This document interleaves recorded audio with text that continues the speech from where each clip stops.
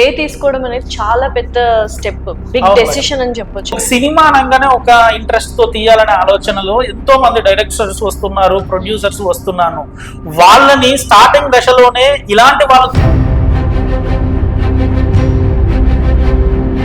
కొన్ని కోట్ల రూపాయలు ఖర్చు పెట్టా మేడం. ఆ సినిమాని ఆడనేయలేదు అనుకున్నా, నేను లాస్ట్ నాతో పాటు నా ఫ్యామిలీ కూడా.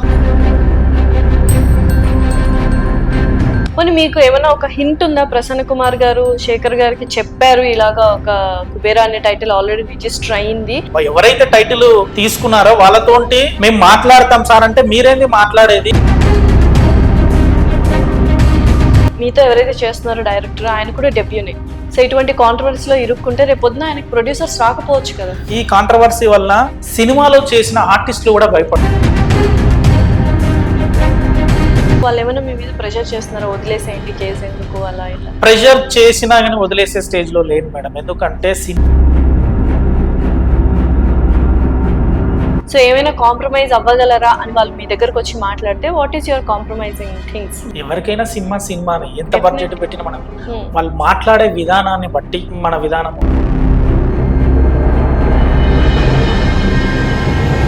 బట్ స్టే తీసుకోవడం అనేది చాలా పెద్ద స్టెప్, బిగ్ డెసిషన్ అని చెప్పొచ్చు. ఎందుకంటే మీరు ఇప్పుడిప్పుడే బడ్డింగ్ ప్రొడ్యూసర్స్, నిజంగానే ఇటువంటి అంశాలు మీరు ఫేస్ చేస్తున్నప్పుడు ఏంటి నెక్స్ట్ ఇలానే ఉంటది అంటారు? నేను అనుకున్నది ఏంటంటే మేడం, అంటే ఒక సినిమా అనగానే ఒక ఇంట్రెస్ట్ తో తీయాలనే ఆలోచనలో ఎంతో మంది డైరెక్టర్స్ వస్తున్నారు, ప్రొడ్యూసర్స్ వస్తున్నాను. వాళ్ళని స్టార్టింగ్ దశలోనే ఇలాంటి వాళ్ళు తొక్కేయడం వల్ల వాళ్ళు అక్కడికి ఇప్పుడు నేను కొన్ని కోట్ల రూపాయలు ఖర్చు పెట్టా మేడం. ఆ సినిమాని ఆడనేయలేదు అనుకున్నా, నేను లాస్ట్ నాతో పాటు నా ఫ్యామిలీ కూడా రోడ్ మీదకి వచ్చినట్టే కదా. ఇక ముందు కూడా ఇలాంటి జరగొద్దు అనే ఆలోచనతోటే నేను సినిమా మీద స్టే తీసుకొని రావడం జరిగింది. ఎవరైతే దీంట్లో పనిగట్టుకొని టైటిల్ ని వేరే వాళ్ళకి ఇచ్చారో, వాళ్ళు తెలిసి కూడా ఈ తప్పు చేశారో, ఇకపై కూడా అలాంటి తప్పు చేయొద్దు అనే ఆలోచనతోటే నేను ఈ స్టెప్ వేయడం జరిగింది. ఎందుకంటే నాలా చాలా మంది ఉన్నారు, చాలా వరకు ఏంటంటే బయటికి రాలేకపోతున్నారు. సో స్టే ఆల్రెడీ తీసుకున్నాను మేడం. లీగల్ గా నేను చేయాల్సిన పనులన్నీ చేసే మీ మీడియా ముందుకు వచ్చా అన్నమాట. సో అయితే ఇప్పుడు స్టే తీసుకున్నప్పుడు ఇప్పుడైనా కరెక్ట్ గా వాళ్ళు ఖచ్చితంగా రియాక్ట్ అవ్వాలి, రెస్పాండ్ అవ్వాలి.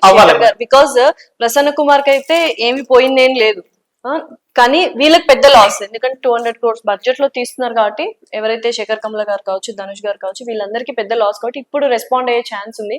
సో రెస్పాండ్ అయ్యారా లేకపోతే ఇంకా రెస్పాండ్ అయితే ఏమి కాలేదు మేడం. ఇంకా రెస్పాండ్ అయితే కాలేదు. నేను కూడా వెయిట్ చేశాను. ఎందుకు అంటే నేను కూడా ఫిలిం ఇండస్ట్రీలో వర్క్ చేయాలనుకుంటున్నాను కనుక సామరస్యంగా వెళ్ళాలి అనుకున్నాను. కానీ వాళ్ళ నుంచి ఎలాంటి రెస్పాన్స్ రాలేదు. స్టార్టింగ్ నుంచి ప్రతి ఒక్క స్టెప్ కూల్ గానే తీసుకున్నాను. రెస్పాన్స్ కోసం కూడా వెయిట్ చేశారు, బట్ రెస్పాన్స్ అయితే రాలేదు, రియాక్ట్ కూడా అవ్వలేదు. దానికి మించి బెదిరింపుగా కూడా మాట్లాడారు ప్రసన్న కుమార్ అనే వ్యక్తి. సో ఆయన మీద ఎటువంటి చర్యలు తీసుకోవాలి? యాక్చువల్లీ ఇతను ఏంది అంటే, ఇతను లాస్ట్ టైం ఒక 6 months బ్యాక్ కూడా నేను ఒక వీడియో చూశాను. అంటే స్టార్టింగ్ నుంచి ఇతను కాంట్రవర్సీ పర్సన్, స్క్రిప్ట్లు అమ్ముకోవడం గానీ, టైటిల్ అమ్ముకోవడం గానీ, ఈయనకు అలాంటి నేమ్ ఉన్నది. ఇలాంటి వాళ్ళని తెలుగు చలనచిత్ర మండలి నుంచి మొత్తానికి బహిష్కరించాలి. ఇలాంటి వాళ్ళ వల్ల చిన్న సినిమాలు తీసే వాళ్లకు భవిష్యత్తు లేకుండా ఉంటుంది. ఈయన చేసిన తప్పు అంటే ఇతను ఏ రకంగా తప్పు చేశాడు అనేది ఆయనకే తెలవాలి. ఎందుకు అంటే డబ్బులకు అమ్ముడు పోయి క్లియర్ గా ఇక్కడ అర్థమవుతుంది, డబ్బులు అప్పుడు ఒకటే టైటిల్ ని ఇద్దరికి ఇవ్వడం. పోనీ మీకు ఏమైనా ఒక హింట్ ఉందా? ప్రసన్న కుమార్ గారు శేఖర్ గారికి చెప్పారు ఇలాగా ఒక కుబేరా అనే టైటిల్ ఆల్రెడీ రిజిస్టర్ అయింది, మీరు ఏమైనా దాని గురించి ఆలోచిస్తారని ఇన్ఫర్మేషన్ ఏమైనా పాస్ చేశారా? దానికి వాళ్ళు ఓకే మేము తీసుకుంటాము అన్న ధోరణిలో ఏమైనా వ్యవహరించారు? అదేమి ఇంకా చెప్పలేదు మేడం. మామూలుగా మేము మాట్లాడాము, సార్ ఎవరైతే టైటిల్ తీసుకున్నారో వాళ్ళతోటి మేము మాట్లాడతాం సార్ అంటే, మీరేంది మాట్లాడేది, మీరు మాట్లాడాల్సిన అవసరం లేదు, ఇది ఛాంబర్ చూసుకుంటది అని మాట్లాడాడు. కానీ ఛాంబర్ నుంచి ఎలాంటి రెస్పాన్స్ రాలేదు మనకు. మనం కూడా వెయిట్ చేసాం.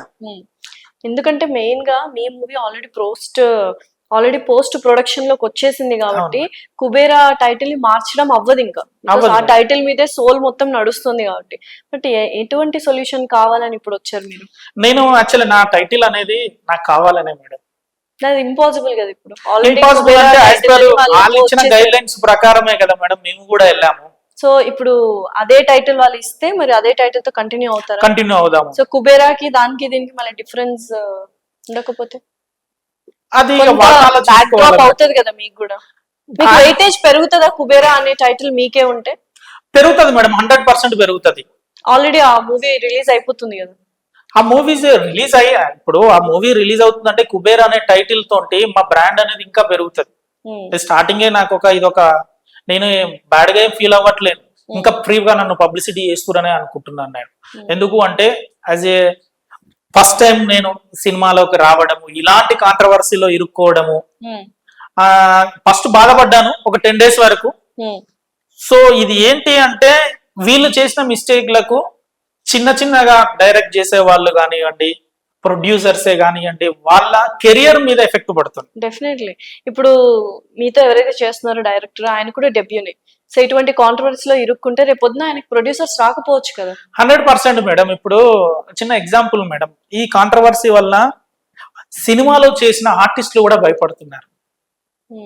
ఎందుకు అంటే రేపు మాకు ఫ్యూచర్ ఉంటుందో ఉండదో, మమ్మల్ని సినిమాలకు ఛాన్సులు ఇస్తారో ఇవ్వరో అనే భయం ఆటోమేటిక్ గా క్రియేట్ అవుతుంది కదా. సో వాళ్ళు ఏమైనా మీ మీద ప్రెషర్ చేస్తున్నారా, వదిలేసేయండి కేసు ఎందుకు అలా ఇలా? ప్రెషర్ చేసినా కానీ వదిలేసే స్టేజ్ లో లేను మేడం. ఎందుకంటే సినిమా అంటే ఒక కళ, ఆ కళను నెరవేర్చుకోవడానికి నేను ఇక్కడికి వచ్చాను, ఎన్నో రోజులు కష్టపడి.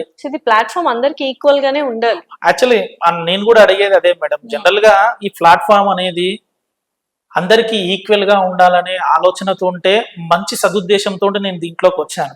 ఇలాంటి కాంట్రవర్సీలో ఇరుక్కుంటానని నేను ఎప్పుడు అనుకోలేదు. కానీ కొందరు ధైర్యం చేసి మాట్లాడలేకపోతున్నారు. నేను ఇక్కడ ఒక మెట్టు ముందుకు వచ్చి మీడియా ముందుకు రావడం జరుగుతుంది. సో ప్రీవియస్ గా ఇటువంటి అంటే బడ్డింగ్ ప్రొడ్యూసర్లు ఇటువంటి ఫేస్ చేసిన సందర్భాలు, అంటే ఇప్పుడు ఈ పొజిషన్ లో ఈ ప్రాబ్లం లో ఉన్నారు కాబట్టి అటువంటి సందర్భాలు మీ దగ్గరకు వచ్చాయి ఏమైనా? అంటే నా దగ్గరికి ఏం రాలేదు మేడం. మామూలుగా ఏంది అంటే నాకు తెలిసిన ఇన్ఫర్మేషన్ ప్రకారం ఏంది అంటే, పెద్దవాళ్ళు మీ చిన్న సినిమాకు థియేటర్లు రానివ్వరు, మిమ్మల్ని ఇండస్ట్రీలో ఉండనివ్వరు, తొక్కేస్తారు, రిలీజ్ కూడా కానివ్వరు అనే సమాచారం నాకు ఈ నా ఫ్రెండ్స్ నుంచి, మా ప్రీవియస్ గా ముందున్న సినిమాలో చేసిన వాళ్ళే కానివ్వండి, వాళ్ళ నుంచి ఇలాంటి మాటలు వింటూ ఉన్నాను. మీరు ఎంతో డబ్బు ఖర్చు పెట్టారు, కుబేరా మూవీ తీసేశారు, ఆల్రెడీ పోస్ట్ ప్రొడక్షన్ కూడా జరుగుతుంది. ఇప్పుడు ఆ టైటిల్ కోసము మూవీని రిలీజ్ చేయకుండా ఆపేస్తే మీ పరిస్థితి ఏంటి, డైరెక్టర్ పరిస్థితి ఏంటి? అదే కదా మేడం, ఇప్పుడు ఇలాంటి బెదిరింపుల వల్ల నా ఫ్యామిలీ రోడ్ మీదకి వచ్చినట్టే కదా. ఇప్పుడు నా దగ్గర కొన్ని డబ్బులు ఉండి నేను సినిమా చేశాను, బయట నుంచి ఫ్రెండ్స్ నుంచి రిలేటివ్స్ నుంచి డబ్బులు తీసుకొచ్చి ఒక సినిమా చేస్తున్నాను. ఎందుకు? ఒక మంచి కంటెంట్ని మనము ఆడియన్స్ ముందుకు తీసుకెళ్ళాలి. ఈ కంటెంట్ మంచిగా ఉంటే, చిన్న సినిమా పెద్ద సినిమా కంటెంట్ మంచిగా ఉంటే లైఫ్ ఉంటది అనే ఆడియన్స్ కూడా ఇప్పుడు యాక్సెప్ట్ చేస్తున్నారు. చిన్న సినిమా పెద్ద సినిమా అని లేక కంటెంట్ సబ్జెక్ట్ ఉంటే ఖచ్చితంగా వాళ్ళు ఆదరిస్తున్నారు, అభిమానిస్తున్నారు. సో ఇలాంటి టైంలో ఇది ఒక దురదృష్టవశాత్తు అనుకోవచ్చు సిచ్యువేషన్. బట్ ఏంటి దీనికి సొల్యూషన్ ఏంటి? సొల్యూషన్ అంటే సొల్యూషన్ వాళ్ళే చెప్పాలి మేడం. ఇప్పుడు ఇలాంటి కాంప్రమైజ్ చేయాలని చూస్తున్నారా ప్రసన్న కుమార్ అనే వ్యక్తి? యాక్చువల్ అతను కాంప్రమైజ్ అనే మాట కాదు మేడం, కనీసం కంప్లైంట్ ఇస్తే రెస్పాన్స్ కూడా లేదు. అంటే బెదిరింపు ధోరణ, అంటే మాట్లాడే విధానం రెక్లెస్ గా ఉన్నాడు. ఏం చేసుకుంటావో చేసుకోపోను, మీరు ఏం చేసుకుంటారో చేసుకోపోండి, ఆ ధోరణిలోనే ఉన్నాడు. అది కొంచెం ఎందుకంటే వేరేలా అనిపించింది. అంటే అతను ఒక మాట మాట్లాడాడు మేడం. ఎలాంటి మాట అంటే, వాళ్ళు పెద్దవాళ్ళు, వాళ్ళకి ఎమ్మెల్యేలు ఎంపీలు తెలుసు, మీరెంత, ఆ పదాన్ని వాడినప్పుడు నాకు కొంచెం బాధ అనిపించింది. అరే ఎన్నో ఆశలు పెట్టుకొని సినిమా తీస్తుంటే వీళ్ళు ఇలా, అంటే వీళ్ళ వల్ల ఎమ్మెల్యేలు ఎంపీలు వీళ్ళందరూ తెలిస్తే ఏంటి, వాళ్ళు బెదిరించేసి మనము ఖాళీగా కూర్చోవాలి, డబ్బులు వదిలేసేయాలి, టైటిల్ వదిలేసేయాలి, ఏదైనా స్క్రిప్ట్ రిజిస్ట్రేషన్ చేసుకున్న వాళ్ళకి వదిలేసేయాలి అన్నమాట ఆయన ఉద్దేశం. అది ఆయన మాటలో అంతరార్థం అదే అనుకుంటాను. ఎందుకంటే ఎమ్మెల్యేలు ఎంపీలు అంటే, ఎమ్మెల్యేలు ఎంపీలు ఇలా చేయమని చెప్తారా? ఈ పదాలు వాడుతున్నాడు అంటే ఆయన ఎంత పవర్ఫుల్ పర్సన్ ఫీల్ అవుతున్నారు ఆయన. అలా నేనేమనుకోవట్లేదు మేడం, ఆయన కామన్ మ్యాన్ అనుకుంటున్నాను. నా దృష్టిలో పవర్ఫుల్ పర్సన్ అంటే నేను ఇంతదాకా పోయేటోని కూడా కాదు, కామన్ మ్యాన్. ఎందుకంటే ధైర్యము లేక ఎదుటోళ్ళ పేర్లు వాడుకుంటున్నాడు తప్ప గాని, ఒక సమస్య వచ్చింది, దానికి పరిష్కారము ఆలోచించాలే తప్ప గాని, సమస్యని క్రియేట్ చేసిందే తను. అలా మాట్లాడుతున్నాడు అంటే నన్ను బెదిరించినట్టే కదా. డెఫినెట్లీ. సో స్టే తీసుకున్నారు ఇప్పుడు. మరి ఇప్పటికైనా ప్రసన్న కుమార్ గారు రెస్పాండ్ అయ్యారా లేదా? లేదు మేడం, కాలేదు. ఓకే.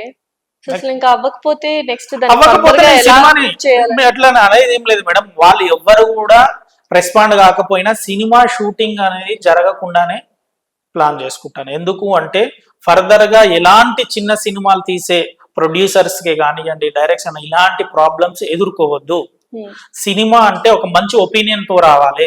కొందరు చేసిన తప్పు వల్ల Hmm. అందరికీ ఇబ్బంది. ఇప్పుడు నా ఫ్యామిలీ రోడ్ మీదకి వస్తుంది, రేపు ఇంకొకరు చేస్తారు, Definitely. వాళ్ళకు కూడా సేమ్ ఇదే పరిస్థితి కదా. సో మీరు ఎంత బడ్జెట్ పెట్టారు ఇందులో? దీంట్లో ఇప్పుడు 2 కోట్ల వరకు పెట్టా మేడం నేను. ఓకే, సో 2 కోట్లు 200 కోట్లతో ఢీకొంటుంది అంతేనా?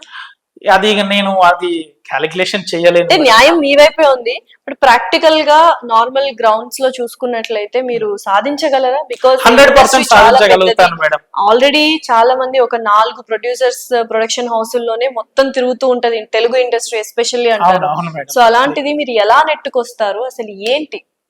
మేడం యాక్చువల్ న్యాయం నా వైపు ఉంది.